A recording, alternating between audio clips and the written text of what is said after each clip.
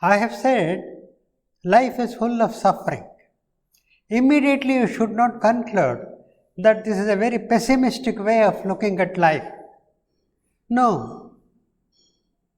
You see, there is death in life, but death as such is not the problem. The problem is the man's pride and his ego to remove death, remove suffering, and fighting against such things the whole life. The Zen has a different approach.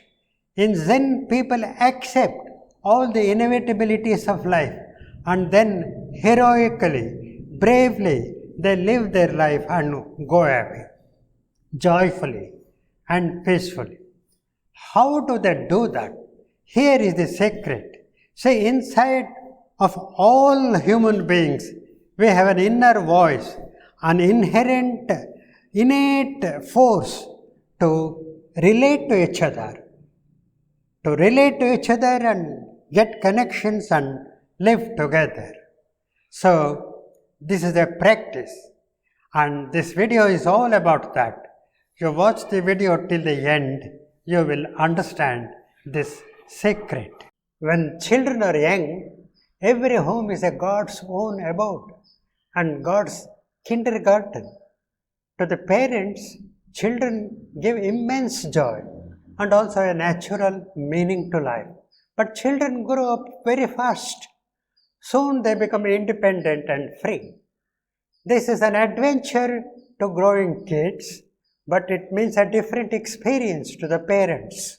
Suddenly, the once bustling home feels now eerily quiet. Now, this parent starts feeling distanced and left out, and to an extent jobless and lonely.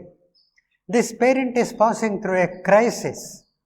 This crisis is laden with anxiety, worry, fear, doubts, disappointment, and despair. At first it shows up on the body as some loss of bone density and arthritic pains and some symptoms of diabetes and high blood pressure. At a deeper level, the impact is on the mental and emotional well-being. They begin to make very drastic and irrational reactions over very petty things. You might have observed such changes.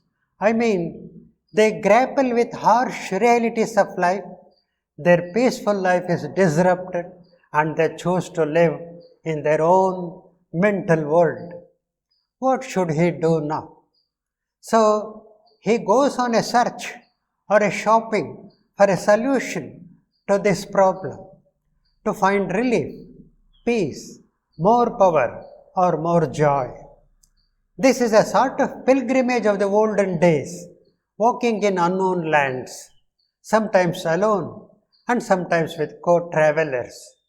They seek out helpers, guides, healers and spiritual teachers. They finally painfully understand that no guru or healer will be able to help them. A doctor puts a stent or replaces a knee joint, and all that the guru tells him is that he must grow. The only way forward is personal growth in terms of wisdom and practical knowledge. Most people aspire to get better, but do not want to grow and transform into a new life. They insist to settle down for the old, familiar misery. But we need a new way of life. There is a deep-rooted longing for relatedness, connections, and companionship with other people. We are manufactured to live as small groups, loving and caring and sharing. There is an inherent urge in all human beings to relate to their small groups, and it is no more available in our families when grown-up children leave the home. So, it is time to find an alternative home. We have to. It's mandatory to live a peaceful life. There is no concession on this, but yet we don't appreciate this because our very own mind works as an impediment, obstacle to group living. Mind always supports the separateness of individuals, and after the children grow up and leave the home, it is no more the earlier home. The family institution fails to serve the home after the birds fly away. In the life of animals, you see, of those cats and dogs, you see a natural family. The mother and the young ones love each other and live together only till the young ones mature and become independent. And afterwards, the family comes to an end there. That is natural. It is true for humans also. But we cling to a shadow of the family. The life becomes mechanical now. There is disappointment brewing when different members realize the lack of connection, understanding, and empathy. The family, once a home, now feels like an assembly of individuals living under one roof, each one for themselves. Everybody talks but nobody listens. The family is a reminiscent of different nations sharing common borders, who are neighbors, who cooperate, but yet always on guard, suspecting and doubting the neighbor and always competing with each other. In a shadow family, every individual behaves exactly like an independent nation with borders. So, living together harmoniously is a big challenge. A grown-up person appreciates the need for a change, a need for radical change in his worldview and belief systems. An example to look towards is the Hedetale Sangha, where people understand the value of human connection, all about sharing experiences, understanding each other, and nurturing empathy. The Hedetale Sangha is a classic example of like-minded people living together, loving, caring, and sharing.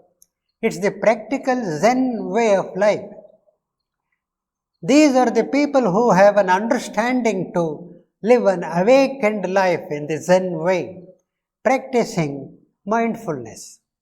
All the Sangha members vow to live each moment mindfully. They understand the deep-seated longing for relatedness. So, those like-minded people committed to the practice of mindfulness live there, not necessarily blood-related. They also see it is failing in the families connected only on the basis of blood relation. The foundation for the Hedetale Sangha is the inherent human connection. We are wired for connection. There, the oxytocin is produced and it promotes a feeling of trust, empathy, and bonding. It is not a shame if you need other members. It is very much okay. There is no false pride boasting about the capacity to be independent. These true connections of the Sangha actually heals most of your deep-seated pain and suffering. And genuine connections won't come to us free. It needs a lot of effort, honesty and discipline in the practice. And at the heart of it all, there is compassion. You are always welcome to visit Hedetale Sangha and study the model, and if you want to improvise on that in your own town. Thank you.